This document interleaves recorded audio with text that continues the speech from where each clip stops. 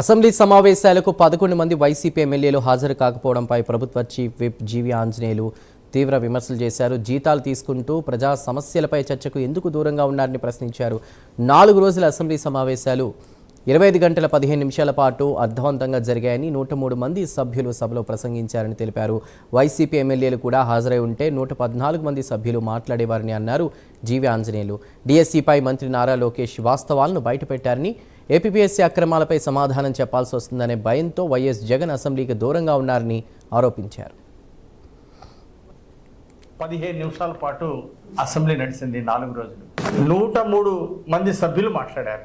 ఆ వైసీపీ ఎమ్మెల్యేలు కూడా వచ్చుంటే 114 మంది మాట్లాడేవాళ్ళు. గొడ్డల పార్టీ ఎమ్మెల్యేలు రాకపోవటం దురదృష్టకరం. ఎందుకు రాలేదు అసెంబ్లీకి?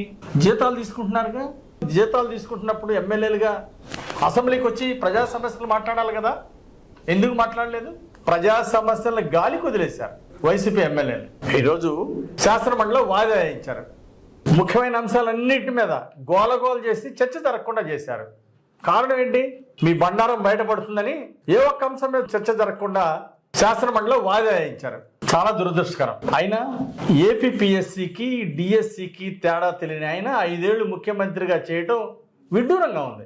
నారా లోకేష్ గారు డిఎస్సి గురించి వాస్తవాలను చక్కటి ప్రజెంటేషన్ ద్వారా రాష్ట్ర ప్రజలందరికీ వివరించి చెప్తే, వాస్తవాలను బయట పెడితే వైసీపీ వాళ్ళకి మైండ్ బ్లాక్ అయిపోయింది. దానికి ఏం సమాధానం చెప్పలేక జగన్మోహన్ రెడ్డి ఎందుకు సభకు రాలేదు, అసెంబ్లీకి ఎందుకు రాలేదు? సభలో సమాధానం చెప్పలేక అసెంబ్లీకి ఎగదొబ్బారు. మీకు దమ్ముంటే అసెంబ్లీకి రావాలా, చర్చ జరపాలా? ఎందుకు భయపడ్డారు? అసెంబ్లీ ఎగ్గొట్టిన ఆయన ఇంట్లో ప్రెస్ మీట్ పెట్టడం ఏంటి? ఎంత బాధ్యత రాహిత్యం. గతంలో జరిగినటువంటి అవినీతి, 5 ఏళ్ల పాలన జరిగినటువంటి అవినీతి అక్రమాలకి, దుర్మార్గ పాలనకి, నియంత పాలనకి, అరాచక పాలనకి సమాధానం చెప్పలేకే ఈరోజు అసెంబ్లీ ఎగ్గొడుతున్నాం.